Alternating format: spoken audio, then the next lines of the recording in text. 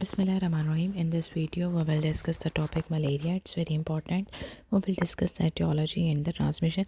I'm telling you जो microbiology है ये आपसे पेस्ट और जैकेट दोनों के लिए इंपॉर्टेंट है, लेकिन आपने क्या करना है, आपको एक ही साथ पढ़ने से याद नहीं होगी तो आप स्पेसिफिक डेज में मतलब एक डे में एक ही बैक्टीरिया या फिर वायरस करें. ओके, पॉजिटिव एजेंट इसका क्या होता है, प्लाज्मोडियम प्रोटोजोआ. ये बेसिकली ऑब्लिगेट इंट्रासेलुलर एरोबोट है. ठीक है, इसके स्पीशीज़ हैं फॉल्सीवेरम, वेवेक्स, ओवेल, मलेरिया और कनोवेल्सी. ओके, फॉल्सीपेरम आपने अब इसको वी से कंफ्यूज नहीं करना. ठीक है, कि वेवेक्स है. वेवेक्स में आप याद रखो कि कॉमन है, ऑपोजिट है ना. और फॉल्सीपेरम जो है वो वेरुलेंट होता है. और ये कैसे ट्रांसमिट होता है, by the infected, by the bite of the infected female anopheles mosquito. ठीक है, अब इसका मैकेनिज्म देखते हैं. फर्स्ट ऑफ ऑल इसका जो सेक्सुअल फेज है इसमें क्या होता है, जो ह्यूमन है वो बेसिकली क्या है, इसका डेफिनेटिव होस्ट है. इसके थ्रू पहले जब इसको बाइट करता है ये, तो गैमेटोसाइट्स होते हैं इन्फेक्टेड मॉस्किटो के. ठीक है, स्पोरोजोइट इसके स्लाइवरी ग्लैंड के थ्रू रिलीज होते हैं, बाइट करते हैं into the human sporozoite. Blood में आ जाते हैं, ब्लड के थ्रू हेपेटोसाइट में एंटर हुए, हेपेटोसाइट में ये कन्वर्ट हो गए इनटू द शिजोन. शिजोन के अंदर मीरोसाइट होते हैं, वो रप्चर हो जाते हैं और फिर वो आरबीसीज को इन्फेक्ट करते हैं. आरबीसीज के अंदर एक रिंग शेप ट्रोफोजोइट होता है, वो फिर मैच्योर होंगे, फिर अगेन जो है वो लिवर में जाएंगे, फिर वो शिजोन बनते हैं, फिर रप्चर होंगे, फिर अगेन हेमोलिसिस होगी. ठीक है, सो इसका सारा मैकेनिज्म चलता रहता है. Transmission to the human, intraerythrocyte cycle है, sporozoite entry into the liver, infect the hepatocyte. Sexual cycle है, लिवर से रप्चर जाते हैं, merozoite release and transmission to the mosquito. अब इसमें आप देखोगे मेटोसाइट इन्फेक्टेड मॉस्किटो गट से जाइगोट स्पोरोजाइट में, फिर मॉस्किटो के ग्लैंड में, फिर sporozoite enter the blood, enter the hepatocytes, और फिर शिजोन मीरोजाइट फिर क्या करेंगे, आरबीसीएस को इन्फेक्ट करेंगे, आरबीसीएस की हिमोलिसिस होगी. अब आपने याद रखना है कि वेवेक्स और ओवेल जो है ना, इसके शेजोन्स जो हैं वो लीवर में परसिस्ट करते हैं, जिसे आप बोलते हैं हिप्नोजॉइट. ओके, और ये क्या करते हैं, रिलैप्सेस कॉज करते हैं. इसके सिर्फ एक ही मेडिसिन होती है, एक ही ड्रग यूज़ करते हैं, primaquine. Okay, so you can also see in this picture. इसमें क्या हो रहा है, इसके स्पोरोजाइट फिर लिवर में गए, फिर मेरोसाइट, फिर रिंग शेप ट्रोफोजाइट बना. ठीक है, फिर इसमें गेमेटोसाइट, फिर उसके मॉस्किटो के गट में, फिर ये सारा मैकेनिज्म चलता रहता है. अब जो ह्यूमन है वो इसका बेसिकली इंटरमीडिएट होस्ट है, जबकि मॉस्किटो जो है वो इसका डेफिनेटिव होस्ट है. ठीक है, ये आपने याद रखना है, it's very important for the MCQs. Sporozoite इसकी इन्फेक्टिव फॉर्म है. इन्फेक्टिव फॉर्म आपने याद रखना है, स्पोरोजॉइट होती है, ये slavery gland of the females में होती है. जब बाइट हो जाता है तो स्पोरोजॉइट जो है वो ब्लड सर्कुलेशन में आ जाती है. अदर मोड ऑफ ट्रांसमिशन क्या होते हैं कि डायरेक्ट एक्सपोजर होता है टू द कंटामिनेटेड ब्लड. अब इसमें क्या होगा कि ब्लड ट्रांसफर या कंटामिनेटेड स्ट्रेंजेस के थ्रू हो गया, mother to child congenital malaria. ठीक है, in the transfer induced and the congenital malaria, इसमें मीरोजॉइट डायरेक्टली इंट्रोड्यूस होते हैं. सो एक्सो एरिथ्रोसाइटिक जो है intrahepatic phase does not occur. अब आपने ये याद रखते हैं, in the transmission induce in the congenital malaria के अंदर मीरोजॉइट जो हैं वो डायरेक्टली इंट्रोड्यूस होते हैं. ठीक है, इसके अंदर वो स्पोरोजॉइट वाली फेज़ नहीं होती. So it's very important. Okay, अब हम देखेंगे वेवेक्स ओवेल फॉल्सीपेरम मलेरिया का आरबीसीज कौन से इफेक्ट होते हैं. आप इसमें याद रखो कि जो फॉल्सीपेरम हमने देखा ये वेरुलेंट होता है, ये सारे आरबीसीज को करेगा, और जबकि जो मलेरिया है वो ओल्ड आरबीसीज को करता है. ठीक है, और बाकी जो है वो यंग और रेटिक को करेंगे. ठीक है, और बाकी बेनाइन होते हैं. फॉल्सीपेरम जो है वो मेलिग्नेंट होते हैं. अब इसका पैटर्न आपने 48 आवर्स याद रखना है, सिर्फ आपने मलेरिया का याद रखना है 72 आवर्स होता है. ओके, हिप्नोसाइट फॉर्म जो है वो किसकी होती है, ओवेक्स ओवेल और वेवेक्स की. अब आप याद रखो कि जो वेवेक्स होता है, मैंने आपको बताया कि सिर्फ मलेरिया जो है वो कॉटन करता है और बाकी सबका 48 आवर्स होता है. अब ये बेनाइन होता है, it began as it early fetal tertian as a fever is on every third day. Relapse में occur because dormant hypnozoite reside in the liver. So इसमें रिलैप्स होता रहता है. अब ovale infection has a periodicity and relapse similar to the vivax, but it is milder and can be cured. Malaria causes a cotton malaria. It has a 72-hour cycle, no erythrocytic stage but relapse में अगर. Okay, इसमें 72 our का cycle होता है, इसमें erythrocytic stage नहीं होती और रिलैप्स इसमें हो सकता है. हमने क्या पढ़ा था, ओवेल और वेविक्स का पढ़ा था ना. हम मलेरिया के अंदर हमें पता है कॉटन होता है, इसमें एक्सो एरिथ्रोसिटिक स्टेज नहीं होती, ये आपने याद रखना है. ठीक है, और मेरोजॉइट जो है वो आरबीसीज को डायरेक्टली किल करेंगे. फॉल्सीपेरम जो है वो क्या करते हैं, मेलिग्नेंट रशन मलेरिया कॉज करते हैं. ये स्वेयर फॉर्म होती है मलेरिया की, ये हर थर्ड डे के बाद होगा. इन्फेक्टेड आरबीसीज जो होते हैं ये क्या बनाते हैं, क्लस्टर्स बना देते हैं, जैसे हम रोजेट्स कहते हैं. अब ये रोजेट्स क्या करते हैं, ब्लॉक कर देते हैं. ये मोस्ट वायलेंट था ना. ठीक है, इसमें इन्फेक्टेड आरबीसीज क्या बनाते हैं, रोजेट बना देते हैं जो कि ब्लॉक कर देंगे, और फिर रीनल फेलियर और एंसेफलोपैथी जो कि सेरेब्रल मलेरिया कोज करेगा. मैंने आपको बताया फॉल्सीपेरम जो है ये आप इसको याद रख सकते हो, फुल और ये ऑल एज को करेगा, जबकि जो आपने मलेरिया का ये और RBCs को, बाकी जो है वो यंग और RBCs और जेटिक काउंट को। ओके, इसकी पैथोफिजियोलॉजी यू कैन सी, इसमें क्या होता है फीवर। अब आप खुद सोचो मलेरिया के क्या फ़ीवर होते हैं। पेशेंट आपके पास आता है कि उसे फ़ीवर है, पैलर है, स्प्लीनोमेगाली है। अब फीवर के अंदर क्या होता है कि TNF और इंटरल्यूकिन जो है वो ज़्यादा होते हैं। HB इसमें हीमोग्लोबिनीमिया मिल सकता है आपको, ठीक है। HB कम होगी, मलेरिया की बात हो रही है। हीमोग्लोबिन यूरिया होगा, बिलिरुबिन है वो ज़्यादा हो सकता है, जॉन्डिस होगा, ठीक है। एनीमिक पेशेंट होगा और LDH और पोटेशियम का लेवल इसमें हाई होता है। स्प्लेनोमेगाली जब HB कम होगा, स्प्लेनिक रप्चर को स्प्लेनोमेगाली भी देखने को मिलेगी, और जब अगर इससे ब्लॉकेज हो जाती है तो ऑर्गन फेलियर हो जाता है। सेरिब्रल मलेरिया, एडिमा, AKI और शोक।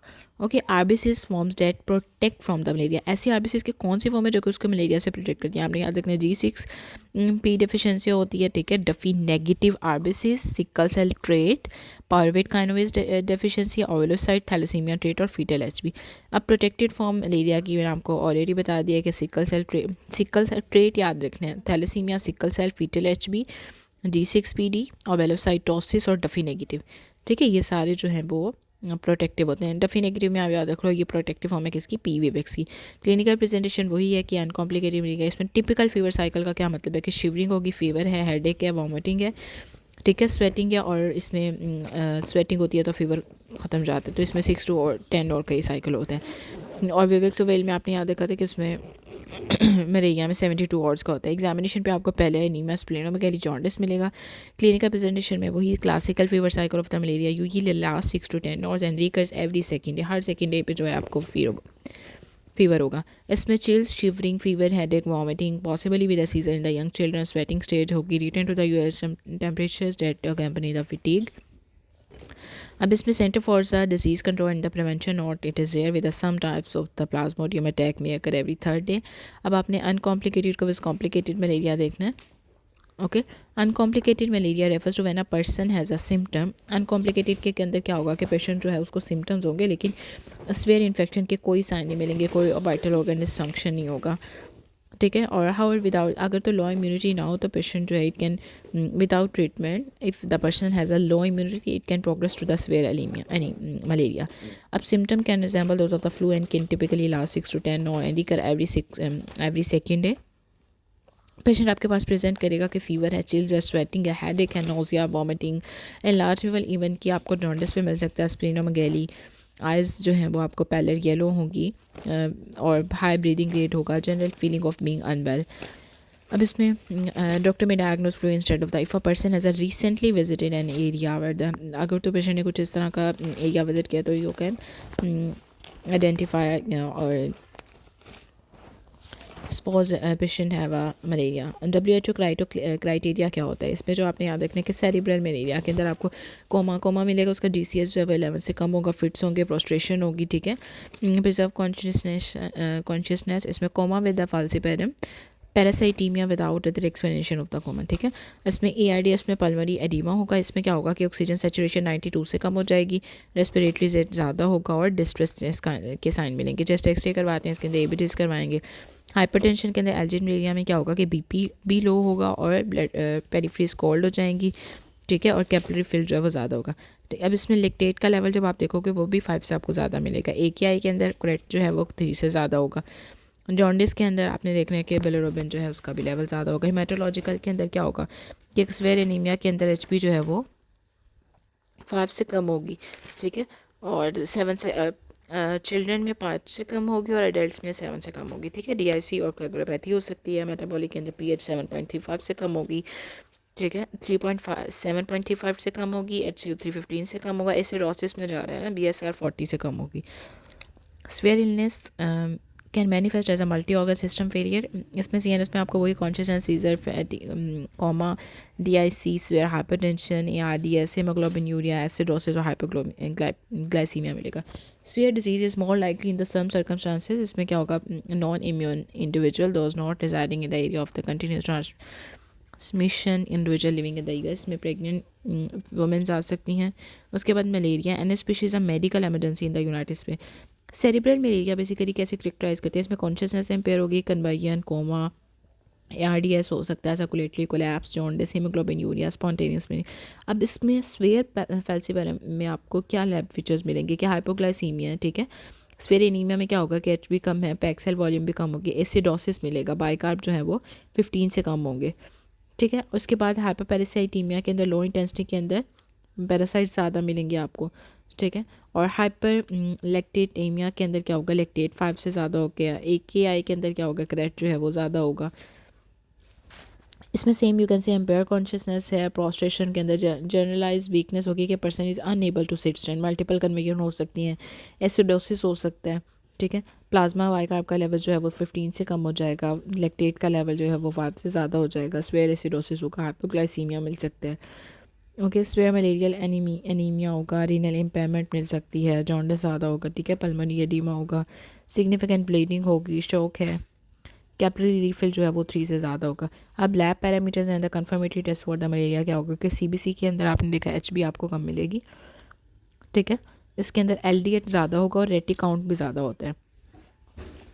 अब आपने इसमें याद रखना है कि जो सीरम इलेक्ट्रो BSR भी कम हो जाएगा। इसमें हम देखो अगर तो फॉर एग्जांपल किसी को बैक्टीरियल इन्फेक्शन है तो उसमें आपको क्या मिलता है, CBC में न्यूट्रोफिल्स भी ज़्यादा होते हैं, TLC भी ज़्यादा होता है। मलेरिया के अंदर आपने देखा HB कम है, LDH ज़्यादा, रेटी काउंट भी ज़्यादा है। डेंगू के अंदर क्या होगा, TLC काउंट कम हो जाता है, प्लेटलेट भी, डेंगू में प्लेटलेट ज़्यादा कम होते हैं ना।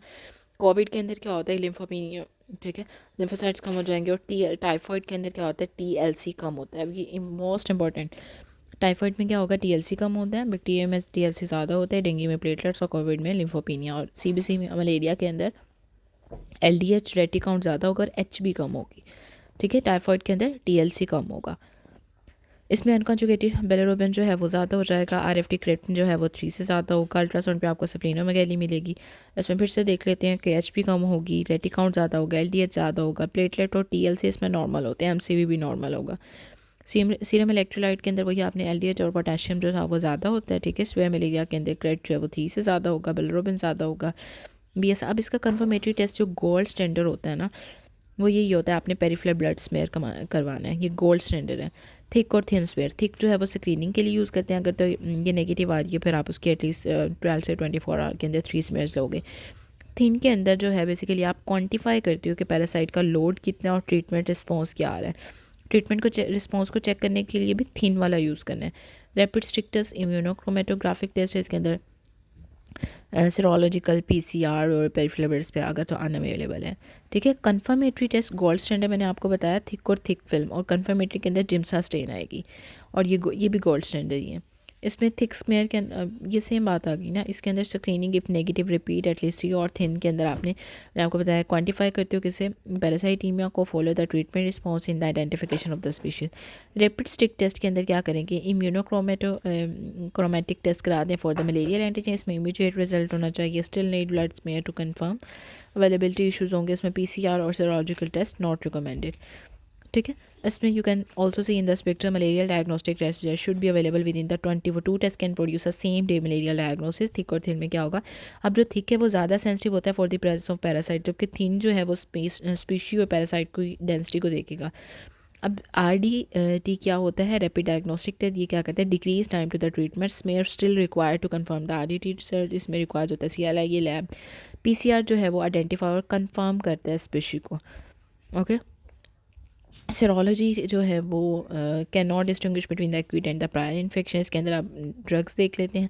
इसके बेस पर अगर तो फॉर एग्जांपल आपको स्पीशी जो है वो नहीं पता, अननोन है, आप उसको फॉल्सीपेरम ही कंसीडर करोगे, ठीक है, सेंसिटिविटी और अगर तो विवेक्स ओवेल और मलेरिया तो फिर वो सेंसिटिव होगी ना क्लोरोक्विन, लेकिन जो फॉल्सीपेरम होता है ना ये रेजिस्टेंट होता है क्लोरोक्विन, तो आपने इसमें ड्रग ऑफ चॉइस जो है वो आर्टेमिसन्स देते हैं, ठीक है। उसके बाद मैनेजिंग का the hypnozoite and prevent the prolapse. Hypnozoite किसकी वजह से बनते थे, ओवेल और विवेक्स की वजह से। इसमें आपने क्लोरोक्विन के साथ साथ प्राइमाक्विन देनी होती है, ठीक है। इसमें प्राइमाक्विन जो है वो आपने किस में नहीं देनी, एक तो इन्फेंट, प्रेग्नेंट और द ब्रेस्ट फीडिंग में नहीं देनी, GP6 लेवल में। उसके बाद स्पीशी अगर आपको नहीं पता, फॉर एग्जांपल आपने उसको फाल्सीपेरम कंसीडर किया है, विवेक्स ओवेल के अंदर आपने क्लोरोक्विन के साथ प्राइमाक्विन देनी है, और जबकि फाल्सीपेरम के अंदर आपने आर्टेमिसन देनी है और साथ में क्विनीन दे सकते हो, ठीक है। और प्राइमाक्विन जो है वो आपने किस में अवॉइड करनी है, G6 में, और इन्फेंट और प्रेग्नेंट और द ब्रेस्ट फीडिंग।